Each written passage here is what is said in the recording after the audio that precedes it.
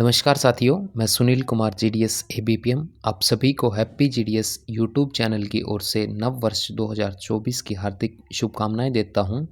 और जिन जीडीएस भाइयों को दिसंबर 2023 में टर्मिनेशन लेटर और शोकॉज नोटिस मिले हैं, उनका समाधान इस साल की शुरुआत में हो, ऐसी कामना करता हूं। दोस्तों, आज की इस वीडियो में हम GDS conduct and engagement rule 2020 के रूल 3A, जिसके कारण जीडीएस की डिमांड्स कभी पूरी नहीं हो पाती हैं, क्या इसे केवल जीडीएस का शोषण करने के लिए ही बनाया गया है, इन सब बातों पर चर्चा करेंगे।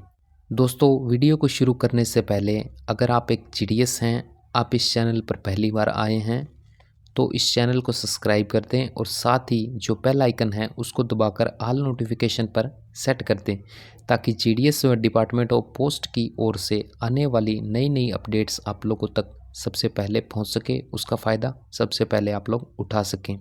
तो चलिए साथियों, भी वीडियो को शुरू करते हैं। दोस्तों, GDS conduct and engagement rule 2020 का ये रूल 3A है, जो जीडीएस की एंगेजमेंट की टर्म्स एंड कंडीशंस को यहाँ पर बताता है। तो साथियों, जो पहला रूल है वो ये कहता है कि a sevak shall not be required to perform duty beyond a maximum period of 5 hours in a day, यानी कि एक दिन में एक जीडीएस को 5 घंटे से अधिक काम करने की ज़रूरत नहीं है। और साथियों, जो हमारी डिमांड है उसमें पहली डिमांड ही जो है वो जीडीएस को 8 घंटे की ड्यूटी दो, ऐसी है।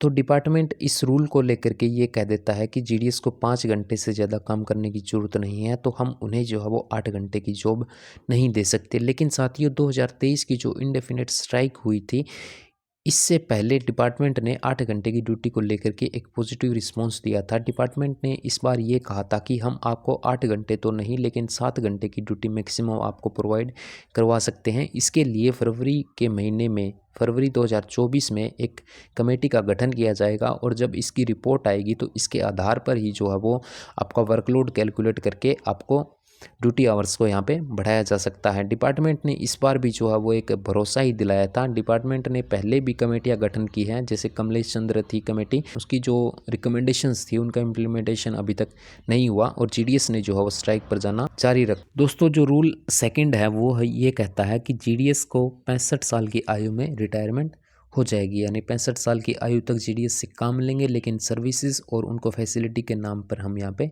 कुछ भी नहीं देंगे। और जो तीसरा रूल है साथियों, ये है कि a sevak shall have to give an undertaking that he has other source of income besides the allowance is paid or to be paid by the government for adequate means of livelihood for himself and his family.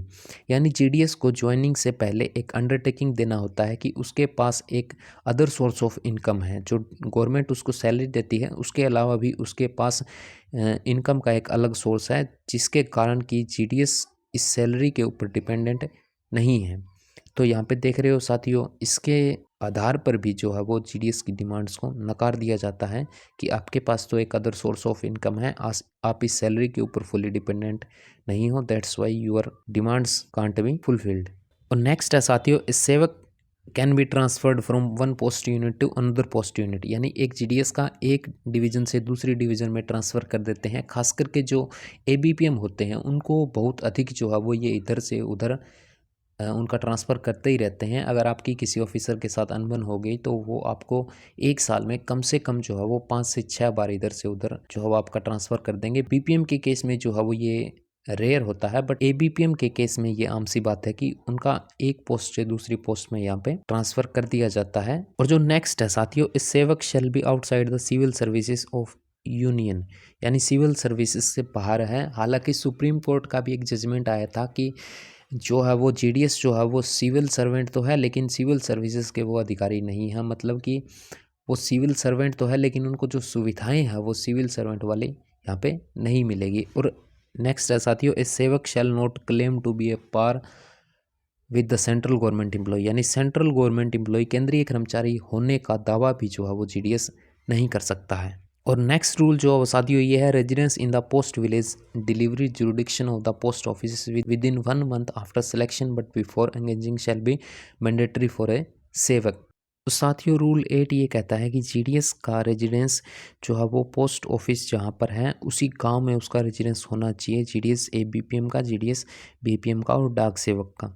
और साथियों अगर GDS ऐसा नहीं करता है, उसका residence उस area में नहीं पाया जाता है, तो ये जो है वो एक वॉयलेंस के अकॉर्डिंग जो है वो उसको रूल 10A के अकॉर्डिंग उसको यहाँ पे रिमूव भी किया जा सकता है और उसके खिलाफ जो है वो डिसिप्लिनरी एक्शन भी यहाँ पे लिया जा सकता है, यानी उसको पुट ऑफ ड्यूटी भी उसको यहाँ पे रखा जा सकता है और रूल 10 के अकॉर्डिंग उसको जो है वो रिमूवल भी यहाँ पे किया जा सकता है।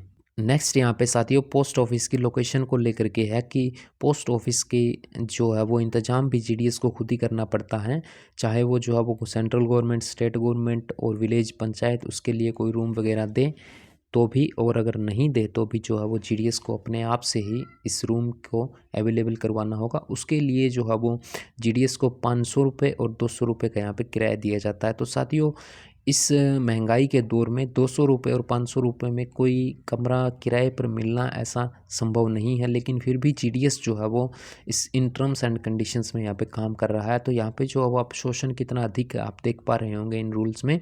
तो ये रूल हटना जो है वो बहुत ज़रूरी है। ये रूल जब हटेगा तभी जो है वो जीडीएस का कुछ भला यहाँ पे हो पाएगा। और साथियों नेक्स्ट जो है वो यहाँ पे कंबाइंड ड्यूटी को लेकर के है कि जीडीएस की कंबाइंड ड्यूटी जो जीडीएस बीपीएम होता है सिंगल हैंडेड बीओ में, उसको जीडीएस एबीपीएम का भी काम करना पड़ता है और जीडीएस डाक सेवक का भी काम करना पड़ता है, यानी उनकी कंबाइंड ड्यूटी भी यहाँ पे लगाई जा सकती है। और कंबाइंड ड्यूटी के भत्ते के रूप में उन्हें 1170 और 2340 रुपये मिलते हैं। तो साथियों ये था GDS conduct and engagement rule 2020 का रूल 3A, जिसके कारण जो है वो जीडीएस की डिमांड्स कभी पूरी नहीं हो पाती है। साथियों क्या ये रूल हटना चाहिए? ऐसा अगर आपको लगता है तो आप कमेंट करके हमें ज़रूर बताएं और साथ ही ये भी बताएं कि आपको वीडियो कैसी लगी। अगर आपको जानकारी अच्छी लगी हो, वीडियो पसंद आई हो तो वीडियो को लाइक करें और अपने दोस्तों के साथ शेयर करें। साथियों आज की वीडियो में बस इतना ही। वीडियो को पूरा देखने के लिए आपका बहुत बहुत धन्यवाद। मिलते हैं अगली किसी नेक्स्ट वीडियो में।